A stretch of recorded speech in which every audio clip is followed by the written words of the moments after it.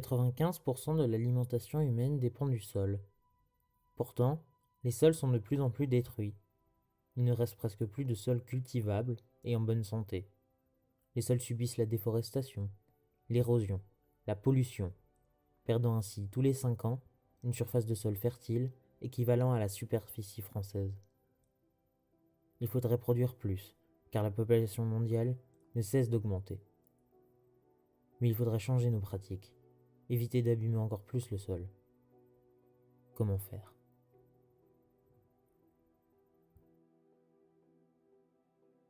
Nous cherchons donc des solutions à ce problème. Pour ce faire, nous nous retrouvons dans une culture qui pratique l'agroforesterie. Bonjour Micheline. Bonjour. Pouvez-vous nous dire qu'est-ce que l'agroforesterie ? L'agroforesterie, c'est des cultures ou des élevages en prairie où on met des arbres autour ou au milieu de la parcelle. Pouvez-vous nous dire en quoi est-ce utile ? Les branches et les feuilles, elles tombent des arbres, elles vont au sol. Ensuite, elles se décomposent, ça crée des minéraux. Et les minéraux, ils nourrissent les plantes et du coup, ça augmente les rendements. Et alors, qu'est-ce qui vous a convaincu à faire ce genre d'agriculture ? Eh bien, les rendements de ma culture, ils stagnaient. Et tu avais entendu dire que c'était meilleur pour l'environnement, que ça augmentait la biodiversité, que il y avait moins de parasites et moins de mauvaises herbes. Après avoir visité la région alsacienne et ses pratiques, nous nous rendons au Québec, rencontrer un agriculteur qui pratique une agriculture quelque peu particulière.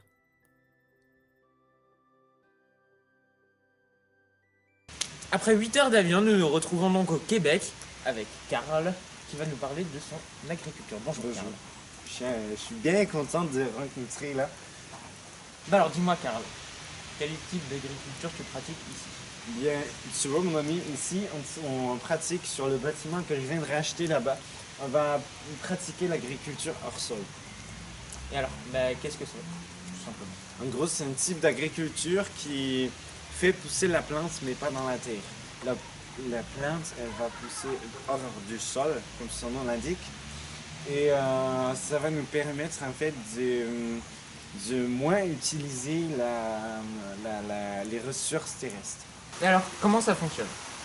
Bien, c'est très simple en fait. On va d'abord installer des serres au-dessus du bâtiment pour créer les conditions de lumière idéales pour la plante.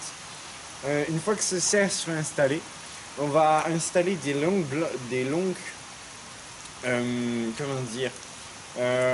barres de plastique sur lesquelles on va poser les plantes pour qu'elles puissent pousser, germer. Et là, tu vas me dire comment on fait pousser les plantes. Eh ben, c'est très simple en fait. On va récupérer l'eau de pluie par ruissellement. On est au Québec, donc on a assez d'eau et de pluie. On va mélanger cette pluie avec des sels minéraux et de l'oxygène dissous pour les donner directement par un système de goutte à goutte à la plante pour la nourrir en fait, parce que puisqu'il n'y a pas de terre, il faut quand même qu'elle ait des sels minéraux. Tu comprends? Du coup, on va recréer ce système en fait pour la plante comme ça. Et donc Karl, dites-nous quels sont les avantages de ce type d'agriculture ?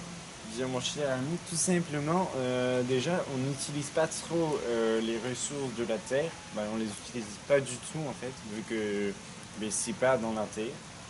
Ensuite, on n'utilise pas trop d'eau, parce que comme tu peux le voir, on va recueillir l'eau de pluie. Ensuite, on n'utilise pas de pesticides parce qu'on va introduire dans ces serres des insectes tels que les coccinelles pour manger d'autres insectes. Et ensuite, c'est pour certaines personnes qui seraient un peu réticentes à ce style d'agriculture, en fait, c'est ce type d'agriculture peut nourrir une population entière. Pour donner un exemple, un endroit où on l'a installé, ça nourrit jusqu'à 2000 habitants toute une année. C'est pour te donner une petite échelle du taux de population que ça peut nourrir. Et donc pour finir, Karl, dites-nous quels sont les inconvénients, parce qu'il y en a toujours. Bien, tout simplement, oui, comme tu l'as dit, il y a des inconvénients. C'est que pour l'instant, en fait, la nourriture, donc par goutte à goutte, la nourriture, si je puis dire, qu'on donne par goutte à goutte aux plantes, les racines elles vont rejeter ce qu'on appelle le drainage. Et ce drainage-là, on utilise une petite partie pour le recycler, pour faire une nouvelle alimentation pour la plante, mais la plupart, on va la rejeter en fait dans la nature. Et donc, c'est pas dangereux en soi, mais c'est quand même gênant de se dire, on essaye de sauver la terre tout simplement et on rejette quand même quelque chose dans l'environnement derrière. D'accord. Voilà. Eh bien, Karl, merci beaucoup. De rien, avec plaisir. Puis reviens nous voir quand ce sera fini au Québec. Après avoir rendu visite à Karl, notre ami québécois, nous retournons à Paris pour rencontrer une autre agricultrice.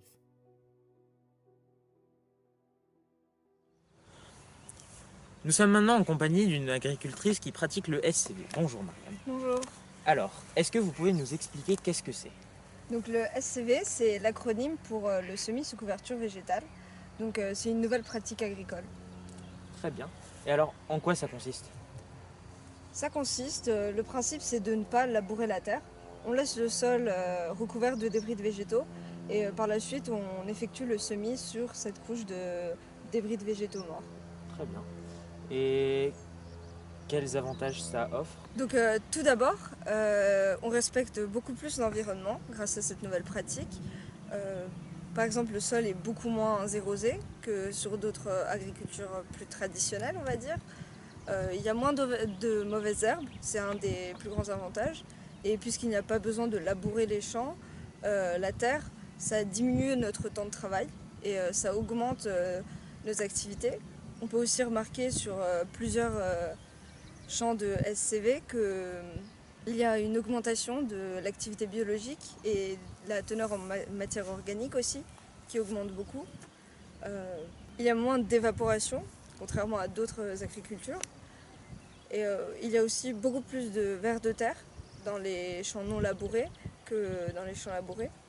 Mais alors, quels sont les avantages des vers de terre pour les sols? C'est la nouvelle solution que les scientifiques ont trouvée. Donc c'est pour résoudre le principal problème des agriculteurs, c'est les pesticides. Et grâce aux vers de terre, on peut beaucoup réduire l'utilisation de pesticides.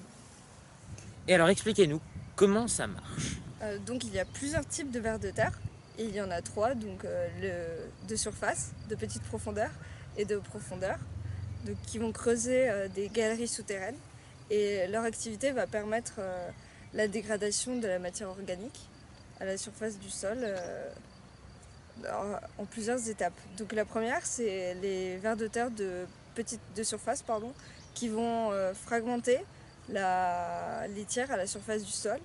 Et ensuite, les vers de terre de profondeur vont la consommer et ce qui va fragiliser encore plus c'est la litière et va faciliter son enfouissement dans le sol. Ensuite, la matière organique va poursuivre sa transformation, son cycle de transformation et devenir de la matière minérale, ce qui va être ensuite ingéré par les vers de terre de petite profondeur.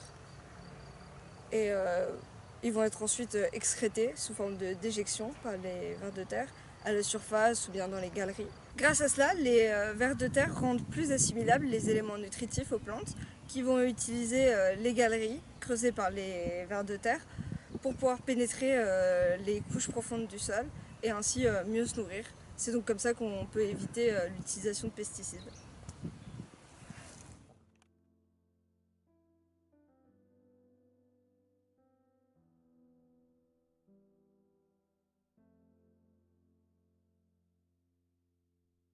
Maintenant que nous avons vu certaines pratiques d'agriculture sur le terrain, nous allons rencontrer une scientifique qui nous explique un autre type d'agriculture. Nous allons maintenant voir une toute autre solution qui est l'aquaponie grâce à notre scientifique Julie. Bonjour. Bonjour. Dites-nous, qu'est-ce que l'aquaponie? Et bien, l'aquaponie, c'est le mélange entre l'aquaculture, donc l'élevage de poissons ou autres espèces végétales, avec l'hydroponie, qui est donc la culture de plantes dont les racines sont plongées dans une solution nutritive.